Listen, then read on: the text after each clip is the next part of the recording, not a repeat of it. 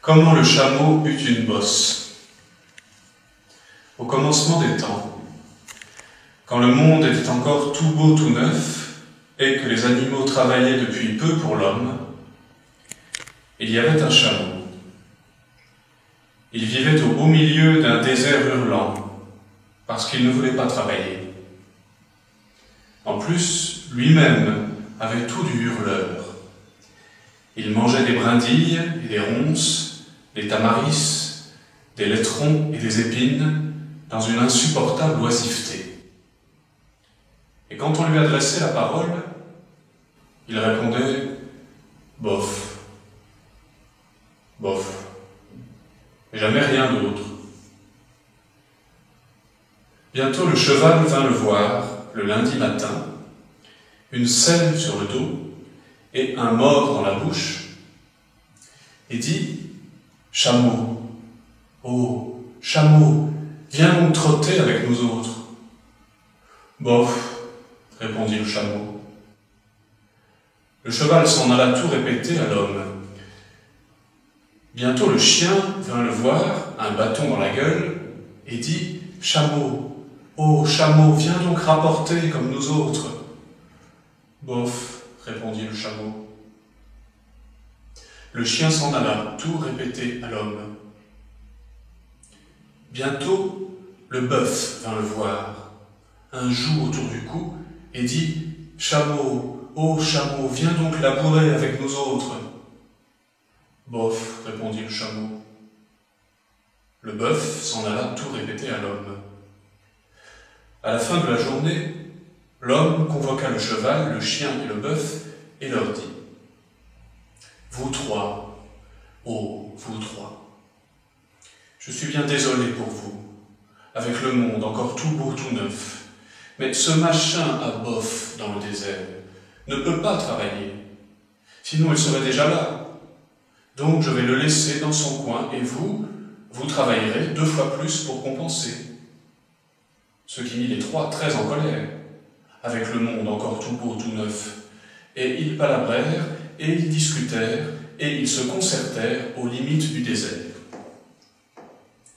Le chameau arriva, en mâchant des laitrons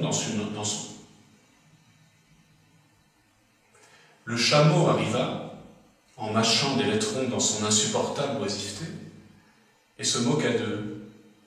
Puis, il dit « bof » et repartit. Arriva bientôt le djinn, responsable de tous les déserts, à bord d'un nuage de poussière. Les djinns voyagent toujours ainsi parce que c'est magique. Et il s'arrêta pour palabrer et se concerter avec les trois. « Djinn de tous les déserts, dit le cheval, est-ce normal de rester oisif avec le monde encore tout beau, tout neuf ? » « Sûrement pas, répondit le djinn. « Eh bien, dit cheval, il y a quelque chose au milieu de ton désert hurlant, et lui-même est un hurleur, avec un grand cou et des grandes pattes, qui n'a pas accompli la moindre tâche depuis lundi matin. Il refuse de trotter. »« Oula » s'exclama le djinn en sifflant, « c'est mon chameau. Par tout l'or de l'Arabie, qu'est-ce qu'il dit de tout ça ?»« Il dit bof, » répondit le chien, « et il refuse de rapporter. »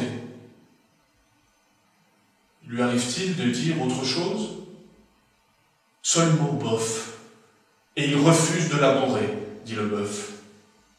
« Très bien, dit le djinn, je vais aller le boffer, si vous voulez bien attendre 1 minute. » Le djinn s'enveloppa dans son manteau de poussière, se repéra dans le désert et trouva le chameau dans son insupportable oisiveté en train de contempler son reflet dans une flaque d'eau. « Mon vieil ami le bulleur, dit le djinn, qu'est-ce que j'apprends ? Tu ne travailles donc pas alors que le monde est encore tout beau, tout neuf ? » Bof, répondit le chameau. Le djinn s'assit, le menton dans la main, et commença à réfléchir à quelques grands sortilèges, pendant que le chameau contemplait son reflet dans la flaque. Depuis lundi matin, tu as donné du travail supplémentaire aux 3 à cause de ton insupportable oisiveté, déclara le djinn. Et il continua à réfléchir au sortilège, le menton dans la main. Bof, dit le chameau. Je ne le répéterai plus si j'étais toi, le prévint le djinn. Tu risques de le dire une fois de trop. Bulleur, je veux que tu travailles. Le chameau dit encore une fois bof, mais à peine avait-il prononcé ce mot qu'il vit sur son dos, dont il était si fier, enflé,